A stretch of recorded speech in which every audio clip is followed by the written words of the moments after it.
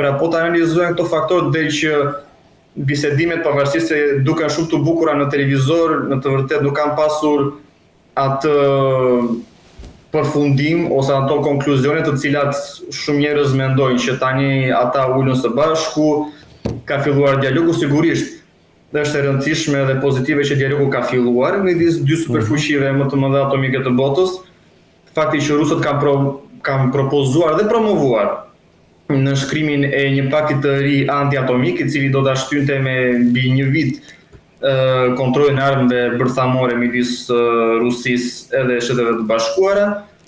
Pra gjitha këto duken si rrjedhoja ose le të themi faktor pozitiv të bisedimeve që janë zhvilluar së fundi midis delegacioneve amerikane.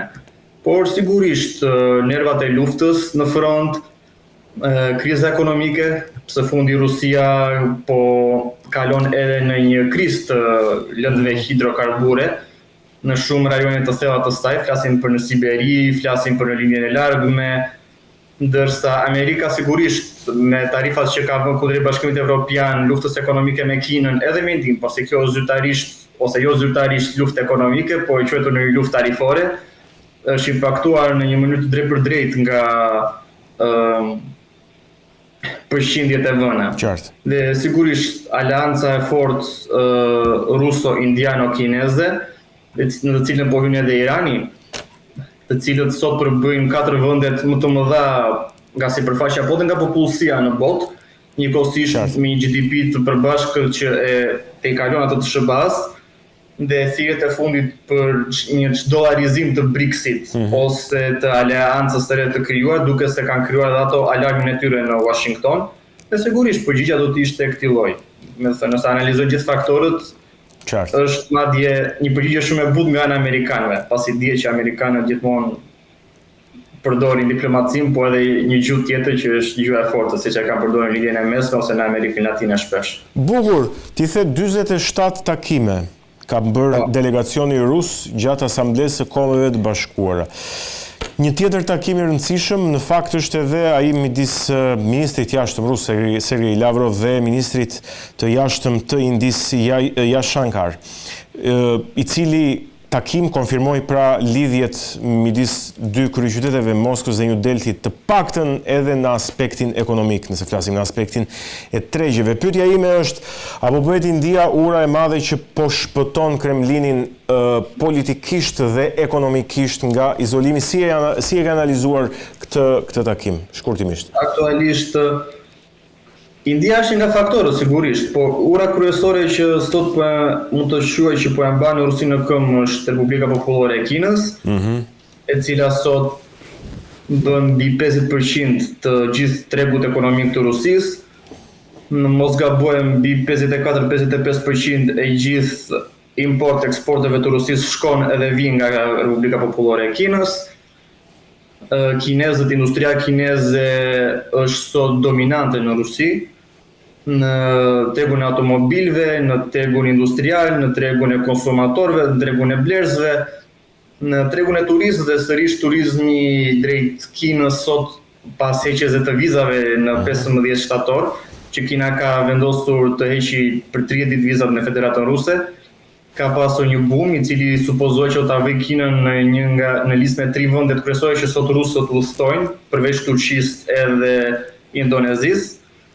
Njëkohësisht është dhe një riorientim i ekonomisë ruse, e cila sot po shkëputet totalisht nga tregu evropian në çdo lloj aspekti, po edhe kondite, ku të vetme vendet që sot vazhdojnë të kryejnë marrëdhënie normale me Federatën Ruse është Slovakia, Hungaria dhe Serbia, brenda Bashkimit Evropian, të cilat nga refuzuar shumicën e sanksioneve dhe vazhdojnë të mbajnë lidhje normale me Federatën Ruse në kuadër të marrëdhënieve ekonomike, por përveç këtyre tregu rus është krejtësisht i orientuar drejt Azisë Qendrore, lindjes së largme, Azisë Juglindore, Afrikës, Amerikës Latine.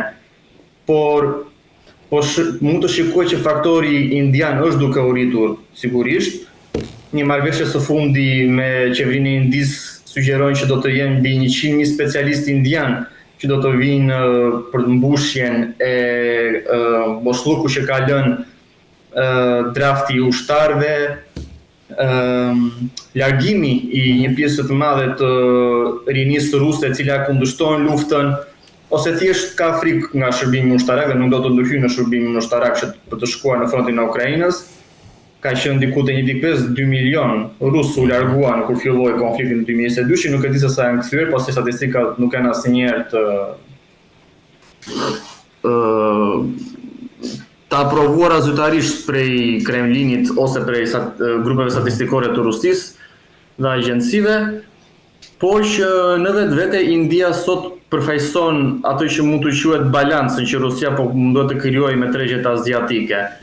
Pra kemi Kinën, Indin, Iranin, Pakistanin, Vietnamin, pra hapësirën post-sovjetike, ose ku zëri I Rusisë, ose le të themi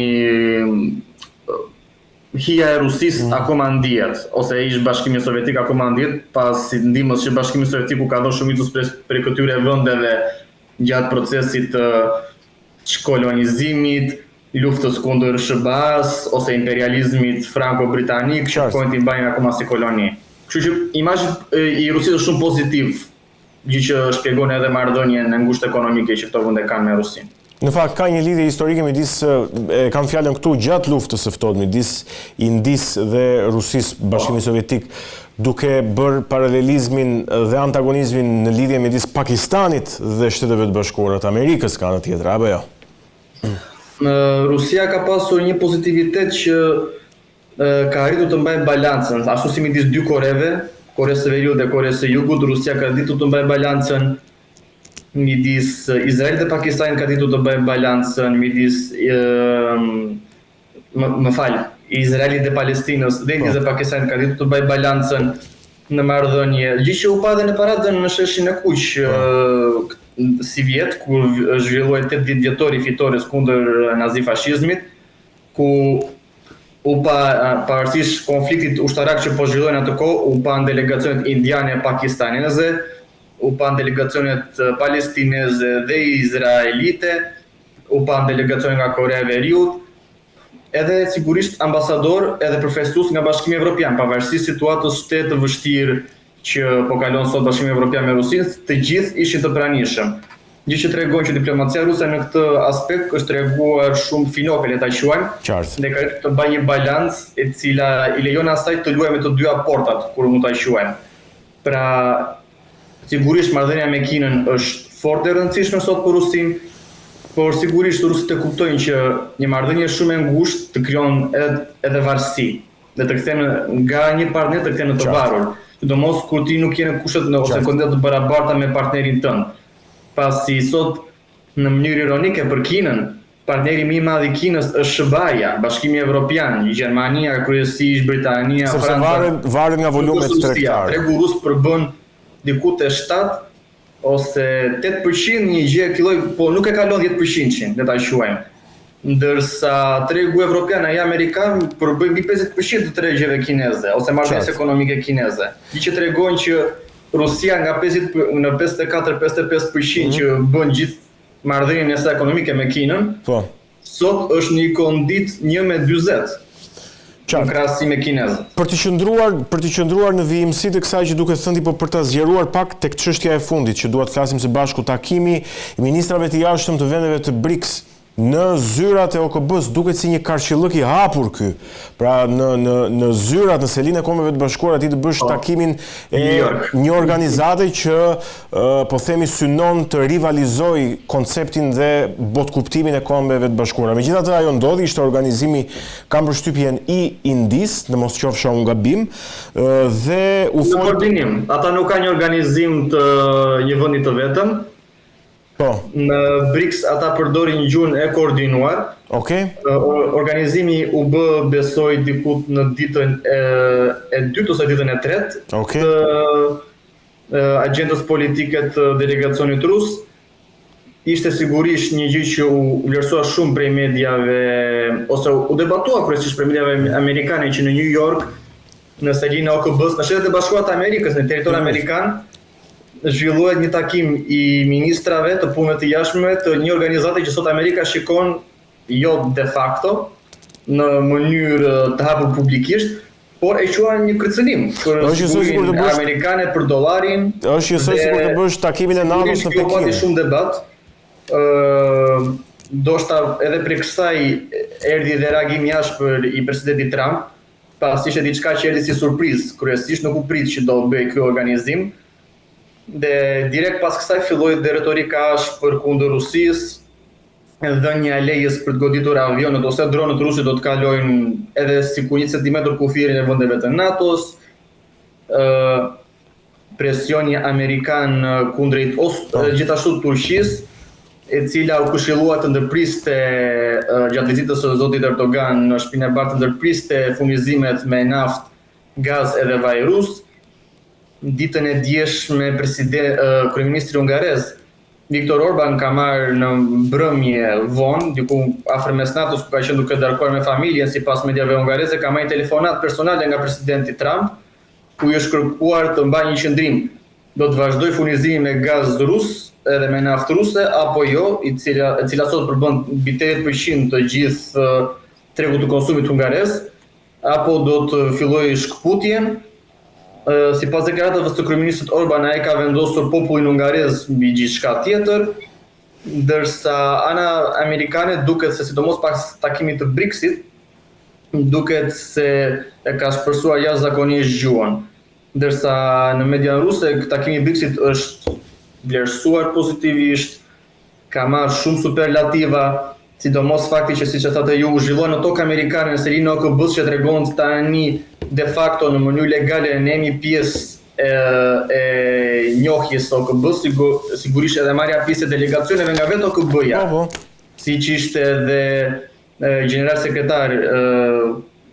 sekretari i OKB-s Antonio Guterres në takim tregojnë që OKB-ja tani e njeh zyrtarisht rolin e BRICS-it, njeh një organizatë botërore edhe në database-in e internetit faqeve zyrtare, ajo njihet tashmë zyrtarisht si një organizatë faktike, funksionale, e cila shpejt është duke formuar strukturat e saj, siç është ngritja e bankës së BRICS-it, e cila ka diku te 7-8 vjet që ka hedhë themelet, po tani po kalohet edhe më tej në hapjen e çështjes së kredive, në hapjen e një buxheti të përbashkët, për katastrofa natyrore, për shëndetin, për çështjet e ambientit, e gjatë, le të themi, tamam në kuadër siç është Bashkimi Evropian. Qartë. Funksioni i stateve të Bashkimit Evropian, ndërsa ajo që mund të quhet këmbana alarmi për amerikanët ka qenë gjatë forumit ekonomik të Peterburgut si vjet, ku u hodhën teori edhe foto zyrtare të një kartmonedhe të re të BRICS-it. Kjo duket se i ka vënë le të themi. Por ama edhe Kina ka paralajmëruar në samitin e Shangajit, se s'po më kujtohet emri saktë tani, krijimin e një banke. Korporimit të Shangajit, një gjë e tilloj. Po, ka emër shumë të gjatë. Po, krijimin e një banke zhvillimore që do të kreditoj, po them. Banka është formuar. Po. Banka e BRICS-it ekziston, por fjala është në shtimin e asaj çfarë banka do ofrojë. Siç e thash, në kuadër të shumit evropian, si bankë evropiane, bankë aziatike për punën e kredive, për të kredituar vende për zhvillim, granteve, sponsorizimeve, ata po kanë krijuar së fundi dhe Intervizionin, i cili është modeli sovjetik i Eurovisionit, i që u zhvilluar në fillim të këtij muaji në Rusi, e cila kryesisht pjesëmarrës ishte nga vendet e BRICS-it ose zonës post-sovjetike që quhet Azisë Qendrore, Kaukazit, pra gjithçka tregonte një ndryshim radikal, jo vetëm në anën politike, por edhe në anën kulturore, ekonomike. Pikëqendrimit pasi këto vende sigurisht janë mbështetëse të një fryme fort konservatore në vlerat morale, tradicionale, familjare, në lidhje me role gjinore, në lidhje me funksionimin e shoqërisë. Pra ata i përkasin frymës së vjetër, ku mund të quhet. Sigurisht edhe në Amerikë, që është dhe gjëja më interesante, kjo frymë sot ekziston dhe mund të shikohet ose mund të analizohet që kontradiktat midis amerikanëve dhe Rusisë, Kinës janë kryesisht në anën ekonomike dhe në anën sigurisht të hegemonisë ushtarake, sesa në anën e vlerave politike, morale, fetare. Pasi sot ata ndajnë të njëjtën perspektivë në këta pikë. Dhe çfarë ka qenë fort interesante ka qenë fakti që në intervizion ishte sigurisht pjesëmarrës e Shtetet e Bashkuara të Amerikës. Ndërsa një kontratë të zhvilluar ose një nga pikat që u zhvillua në Alaskë ishte shkëmbimi kulturor midis Rusisë dhe SHBA-s për promovimin e vlerave familjare tradicionale, morale, fetare dhe kulturore. Pra në këtë aspekt më shikohet që në SHBA dhe Rusia së bashku me Kinën dhe të tjera janë ndajnë opinion për luftën e dytë botërore, për familjen, për besimin, për funksionin e shoqërisë, për çfarë mund të shohim nga anën social-kulturale, ata i ndajnë të njëjta. Problemi kryesor sot është gjeopolitika ushtarake këtyre vendeve, që sigurisht kanë Arktikun, krizën izraelo-palestineze, krizën e Ukrainës, implementimin e armëve taktike bërthamore, paktin START që duan të rusët të firmosin sërish, kësaj radhe me pjesëmarrjen edhe të gjithë fuqive atomike, ata kanë propozuar Francës, Britanisë së Madhe, Kinës, Koreas Veriut, pra që të bëjë një pak botëror për mbrojtjen bërthamore, që të mos kemi eskalime të asnjë tipi.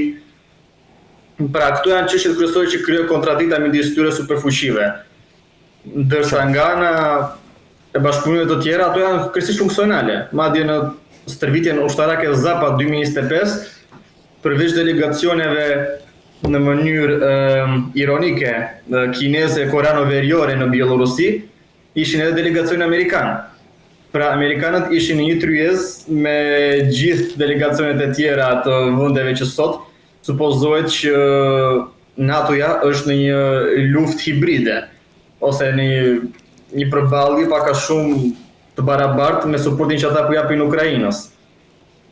Ose gjithashtu fakti që pas ardhjes së presidentit Trump kur bë votimi për një projekt ligj në OKB, 4 forcat më të mëdha që vendosën veton ishin kundër vendeve evropiane që bënin pjesë në të. Ishte SHBA-ja, Kina, Federata Ruse dhe Korea e Veriut dhe Bielorusia. Pra duke se SHBA-t po e vijojnë lojën e luajtjes me 2 porta, ndërsa në krahun, siç e thash, kultural ose social bashkëpunimit midis popujve, ata po e shtrin bashkëpunimin ose po mundohen të bëjnë kontaktet në anën ushtarako-ekonomike, ata duke se janë dhe ata në presionin e tyre nga aleat e tjerë të NATO-s, Bashkimit Evropian e të tjerë. Pasi dhe ata duhet të kuptojnë që amerikanët kanë dhe interesat e tyre në Evropë dhe sigurisht dhe Evropa ka interesat e saj në lidhje me SHBA-n, diçka simbiotike kur i thamë.